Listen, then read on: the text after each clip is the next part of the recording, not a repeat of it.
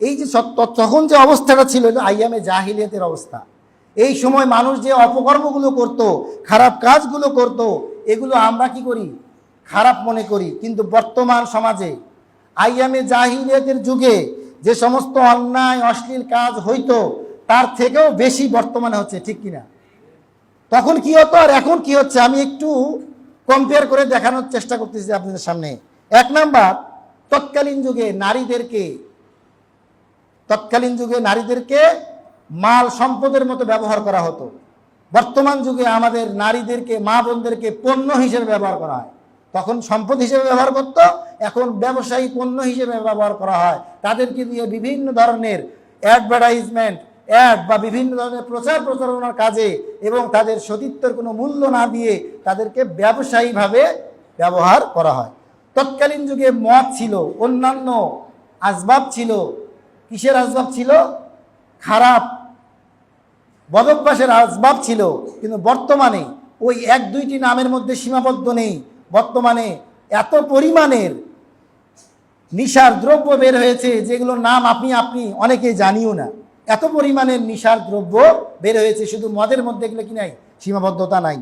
ঠিক তেমনইভাবে আগে ছিল মিথ্যা প্রচারণা, মানুষ একে অপরের সাথে মিথ্যা দোষারোপ, মিথ্যা প্রচারণার একটা প্রভাব ছিল।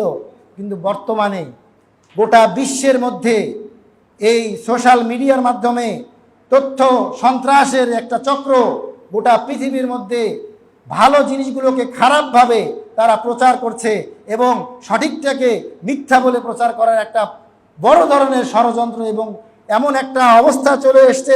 কেউ কেউ মন্তব্য করতেছে যে ফিউচারে এমন একটা অবস্থা দাঁড়াবে যে একজন ভালো ব্যক্তির কথাও মানুষ বিশ্বাস করতে পারবে না। কেন পারবে না? বর্তমানে যে এআই টুলের প্রযুক্তির যে ব্যবহার শুরু হয়েছে, তাদের ছবি দিয়ে, তাদের ভিডিও ক্লিপ দিয়ে যে সমস্ত কথাগুলোকে শোনানো হচ্ছে, যে কোনটা অরিজিনাল আর কোনটা ডুপ্লিকেট এটা বোঝানোরও কি অবস্থা নাই। এজন্য সামনে যে প্রজন্মগুলো আসছে সঠিক আর ব্যাঠিক বোঝার মতো ক্ষমতা আমাদের থেকে চলে যাবে। এজন্য এই তৎকালীন যুগের আইয়ামে জাহিলিয়াতের মিথ্যা প্রচারণা আর বর্তমান যুগের মিথ্যা প্রচারণা ওদের চাইতে আমরা অনেক গুণ এগিয়ে আছি।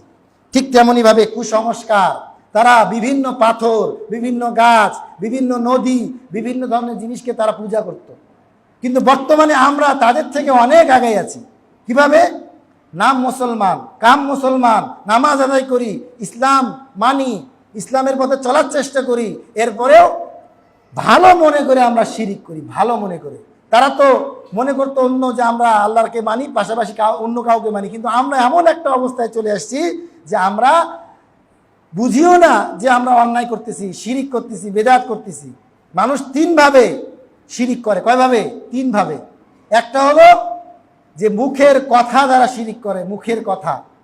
আরেকটা হলো যে কিছু কথা, কিছু কাজ বুঝে অথবা না বুঝে করে ফেলি। আর কিছু কাজ আছে যেগুলো আমরা কাজের মাধ্যমে করে শিরিক করি।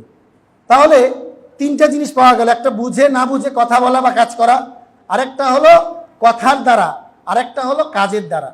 এই তিনভাবে আমরা শিরিক করে থাকি।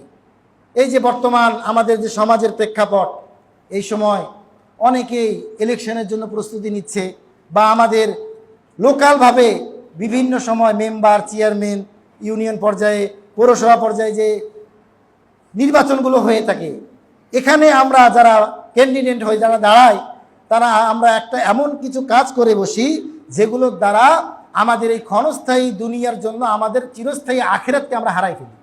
সে কাজগুলো কি? মানুষ ভোটে দাঁড়াবে, তো সে কি করছে? মুসলমানদের মন জয় করছে, পাশাপাশি হিন্দু বিধর্মী যারা আছে, অন্য প্রজাতির যারা আছে, এদেরও কি করার? মন জয় করার চেষ্টা করে। তো তারা কি করে? পূজার মণ্ডপে যায়, গিয়ে সে শুভেচ্ছা বিনিময় করে, দুর্গা পূজার, শারদীয় দুর্গা পূজার শুভেচ্ছা। এই যে কথাটা তারা ব্যানারের মাধ্যমে বা লিফলেটের মাধ্যমে বা সজমিনে সেখানে গিয়ে তারা এই মতকে ব্যক্ত করে।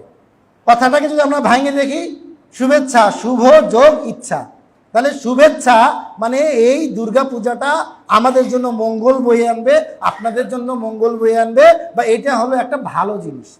আমি মুসলমান হয়ে দুনিয়ার স্বার্থ হাসিলের জন্য আমি আমার ঈমানকে এই কথার দ্বারা বিক্রি করে দিলাম। এর মানে দুনিয়ার জমিনে আল্লাহর বরত্বের কথা না পড়ে আল্লাহর বিপক্ষে, আল্লাহর বিপক্ষে গিয়ে মূর্তির সামনে নিজেকে নত করে আল্লাহর প্রকাশ্যে দিবালোকে আল্লাহর শিরিক কাজকে আমি কি করলাম? প্রমোট করলাম, আমি সমর্থন জানালাম। এর থেকে জঘন্য আর খারাপ কাজ দুনিয়াতে হতে পারে। এজন্য যারা আমরা মানবতার সেবায়, জনগণের সেবায় ভোটে দাঁড়াবো, কখনো এই ধরনের কথা আমরা তাদেরকে বলবো না। হ্যাঁ, আমরা তাদেরকে প্রোটেকশন দিতে পারি, পুলিশ প্রশাসন, মানুষজনের তাদের জানমালের হেফাজতের প্রোটেকশন আমরা দিতে পারি। তাদের যে ধর্মীয় কাজগুলো আছে তারা নির্বিঘ্নে করুক, তাদের এলাকাতে তারা করুক, আমরা তাদের কোনো বাধা সৃষ্টি করব না। কিন্তু আমার ইমানকে নষ্ট করে আমার দুনিয়াবি কোনো হাসিল, আমরা স্বার্থ হাসিল করতে যাব না। এজন্য এই বিষয়গুলো আমরা খেয়াল রাখবো। এটা হলো আইয়ামে জাহিলিয়াত বনাম আমাদের বর্তমান সমাজের অবস্থা।